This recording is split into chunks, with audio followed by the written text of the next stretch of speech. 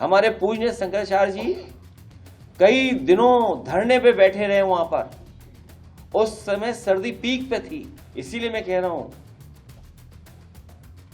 कि ये सरकार बचने वाली नहीं है। ये लगता है कभी अंधेरे में या रात में फिल्म देखते हैं 20 साल बाद। हर बात इनको 20 साल बाद पता लगती है। शंकराचार्य को लेकर उत्तर प्रदेश में लगातार माहौल गरमाया हुआ है। एक और शंकराचार्य हैं, उनके ऊपर कई आरोप लगाए जा रहे हैं, तो वहीं पर शंकराचार्य हैं वो भी अपने आरोप लगातार लगा रहे हैं। इसी बीच अखिलेश यादव भी शंकराचार्य के साथ खड़े हुए नजर आ रहे हैं। प्रेस कॉन्फ्रेंस में उन्होंने शंकराचार्य के लिए काफी कुछ कहा है और उनके बयानों से साफ जाहिर होता है कि वो शंकराचार्य के पक्ष में ही खड़े हुए हैं। क्या कुछ कहा अखिलेश यादव ने इस दौरान, आइए वो सुनते हैं। कि अचानक कुछ लोग निकल पड़े हैं सम्मान देने के लिए। जिस समय शिखा को पकड़ करके अपमानित किया जा रहा था, उस समय ये लोग कहां थे? उसी समय उन्हें जाना चाहिए था संगम किनारे। हमारे पूज्य शंकराचार्य जी कई दिनों धरने पे बैठे रहे वहां पर। उस समय सर्दी पीक पे थी। अब तक की जो हमारी पूरा इतिहास जो है, पौराणिक व्यवस्था है, सनातनी व्यवस्था में कहीं किसी शंकराचार्य को गंगा स्नान से रोका नहीं गया होगा। लेकिन ये पहली बार हुआ है सरकार में कि उन्हें स्नान करने से भी रोका गया। जो हमारी आध्यात्म की, हमारे सनातन धर्म की त्रिवेणी है।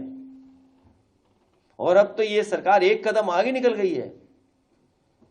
ये लगता है कभी अंधेरे में या रात में फिल्म देखते हैं 20 साल बाद। हर बात इनको 20 साल बाद पता लगती है। हमारा जो एक पैनलिस्ट था, उसकी 20 साल पुरानी घटना, शंकराचार्य जी को बताओ अपमानित करने के लिए कहां से ढूंढ के लाए, किसको ढूंढ के लाए?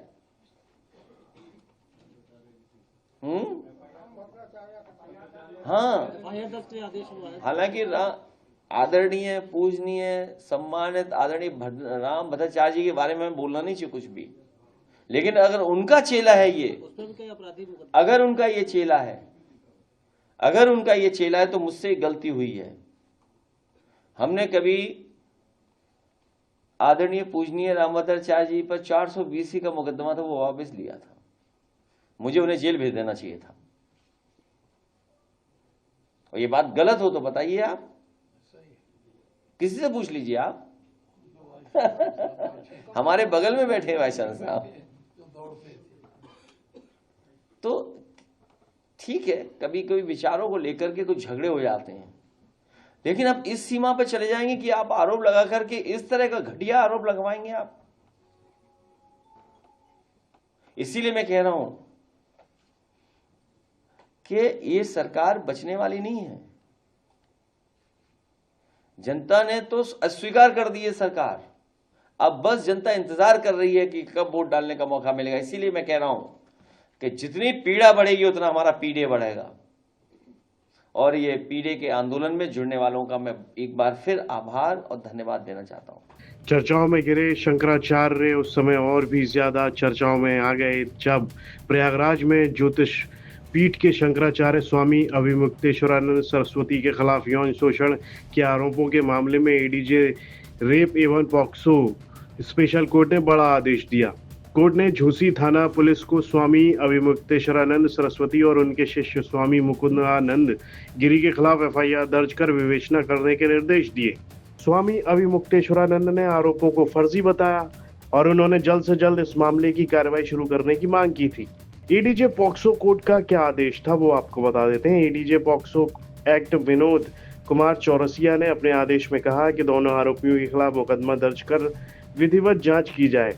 कोर्ट के निर्देश के बाद अब झूसी थाने में एफआईआर दर्ज कर आगे की कार्रवाई की जाएगी।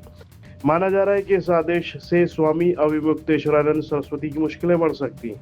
स्वामी अभिमुक्तेश्वरानंद ने आरोपों पर जवाब दिया। उन्होंने कहा कि ये आरोप फर्जी हैं, सच्चाई सामने आ जाएगी। अभिमुक्तेश्वरानंद ने कहा कि मेरे खिलाफ फर्जी मुकदमा दायर किया गया है। उन्होंने कहा कि न्यायालय लंबा समय ना लगाए, जल्द से जल्द इस पर कार्रवाई शुरू करे। उन्होंने कहा कि आरोप लगाने वाला खुद हिस्ट्री शीटर है। उसका नाम कई जगह दर्ज है। वो रामभद्राचार्य जी का शिष्य है। ये आरोप कोई विधर्मी नहीं लगा रहा है। इसी पर आगे अविमुक्तेश्वरानंद ने कहा था कि हम सामना करेंगे। हम योगी आदित्यनाथ थोड़ी हैं कि अपने ऊपर आरोप हटवा लें। अविमुक्तेश्वरानंद ने कहा कि मुझे पुलिस की जांच पर भरोसा नहीं है। इसकी उच्च स्तरीय जांच होनी चाहिए। उन्होंने जांच में सहयोग देने की बात कही थी। और अब अखिलेश यादव भी इस पूरे मामले पर स्वामी अविमुक्तेश्वरानंद के साथ खड़े हुए नजर आ रहे हैं। उनके बयानों से भी ये साफ नजर आता है। इस पर आपकी क्या राय है कमेंट बॉक्स में लिखकर हमें जरूर बताएं। और यूपी से जुड़ी तमाम खबरें देखने के लिए आप देखते रहिए यूपी तक।